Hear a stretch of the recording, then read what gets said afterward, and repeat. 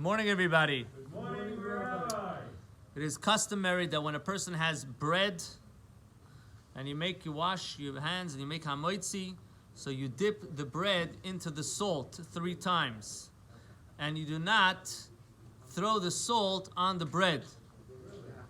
Now, before I explain that, let me explain why we even dip the salt. Why do we have salt on the table? So it says that the table is like a mizbeach, is like a shulchan, is like a mizbeach, it's like the altar. And the I'll call karbancha takriv melach, on every carbon, every sacrifice, there was salt that was added to it. It's like this, if you're eating, and in a sense it represents the mizbeach, so therefore we connect with it also as well, the idea of salt. Now, there's 2 ways of dealing with the salt. There's sprinkling the salt on the bread, or there's dipping the bread into the salt. What's the difference? If you sprinkle the salt onto the bread, the salt is on top, in a sense. It's on top, figuratively speaking. If you dip the bread into the salt, the bread is on top, dipping into the salt. What's the difference?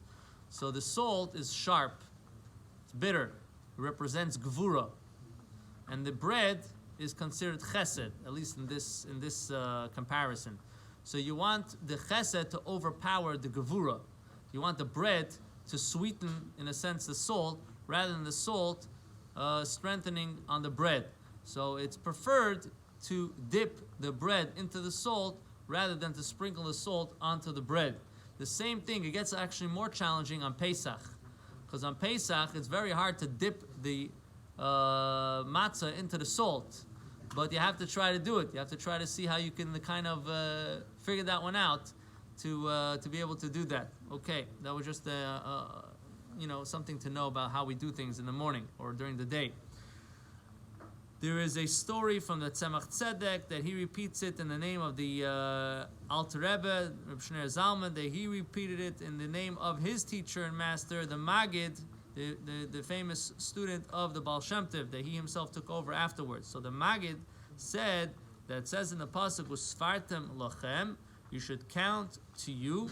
So there is this obligation that we have to count the days, but we also, so Sefartem, the translation of the word Usfartem is to count.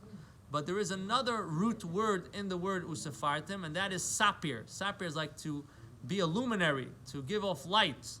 That in order for us, that we should work on ourselves, but we should also give off light. How do you do that? So he said, how do you count? How do you count and you elevate yourselves that we should become luminaries? So he says, this is through Sheva, the pasuk continues, Svartam Lachem, Sheva Shabbosos, 7 weeks, Tamimos, 7 full complete weeks. So Sheva is 7. There's a birur, the cleansing, the elevating, the transforming of the 7 midos, the 7 attributes, the 7 character traits. Shekol midah, that every midah is klula, is included from 7, and the 7 itself has to be Shabbosos. Sheva Shabbosos has to have the conclusion of Shabbos. Just like on Shabbos, it says there is no birur, we're not allowed to pick one thing from the other. We have to try to take whatever we want. We take the good, we don't take away the bad. So too, the Shabbos, in a sense, elevates the whole week. We have to come to such a point in our avodah that there is no negative, there's only positive. And with this, we're able to come to receive the Torah, to be a vessel to receive the Torah. I'm just going to say a short story, if I may. There was a fellow from Eretz Yisrael that he had to marry off his daughter, and he needed the funds. He didn't have anything.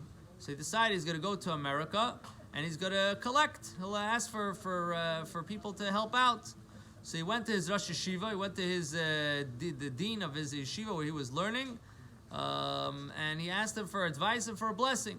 So his Rosh Yeshiva told him, whatever it is, always say thank you. If a person gives you $1, say thank you. They give you 5 cents, say thank you. Always give a compliment, and you'll see how Hashem will guide you. Okay? He came to America, he asked here, he asked there. He got more, as they say, he got more bizyonis than he got in the Davos. He got more people shooing him away than donations. And it was the last day before he had to go back. So he didn't have anybody to go to. He decided he's just going to pick a couple of blocks and he's going to go knock from door to door. So he's knocking from door to door. It's a Jewish community. People are Jewish there, you know. Who knows what's going to happen? Some nice houses there, you know. Okay. So he knocks on the doors, and finally he knocks on one door. And as the door opens up, there's a dog. The dog hopped on and starts to bark, and he doesn't know what to do. He's about to run away. And the owner of the house, he says, come, don't worry. Comes inside. And he asks him, what can I help you? It's a beautiful house. And he sits him down on the couch, and they both sit down. And he's with the dog. This guy's with his dog. And he says, and he gives him his sales pitch. Listen, you know, he has a daughter to marry off. He has a whole family. He learns most of the day, so he doesn't really, you know, he has business, but it's not enough for him to be able to put away for his family anything extra. So whatever he could help for the mitzvah, achnasas kala, will be greatly appreciated. So the guy takes out $10 he takes out, and he gives it to the dog, puts it in the dog's mouth, and gives the dog to give it to him. So there's the $10, and then he's giving him the dog. The dog is giving it to him. You know, you can imagine a guy that is, you know, kind of trying to make a sales pitch from his heart. This is what the guy is doing to him. It's not exactly the most comfortable situation, right? So, but he remembered what his teacher told him to say thank you. So first thing he said thank you. The next thing he said, he has to really work on himself to really, you know, be a good person. Not to say, tell him, you know, a dog. So he says, you know, it's actually interesting. It says in the Gemara that a person should not have in their house a kelev ra, a bad dog. You shouldn't grow in your house a bad dog. But your dog is a good dog, because your dog, you trained your dog to get stuck at. That's unbelievable, he tells him. What a you know, fascinating experience that I had. This is amazing. So the guy smiles and he says, you know what? If you could do me a big favor, go across the street to this house and tell him what you just told me. Repeat it. He didn't want to, but he said, you know what? If the guy's asking him, okay. So he goes across the street. He knocks on the door. He says, listen, I'm from Eretz Yisrael. I came to visit across the street. I met him and I was talking to him. And I was telling him that the Gemara says a person shouldn't have a bad, but he has a good dog. Look at him. He's saying, this is a level. So the guy from across the street came running towards the guy that owned the dog, and he gives him a hug, and he's this. And what turns out, it's his father-in-law. They had a fight with him because of the dog.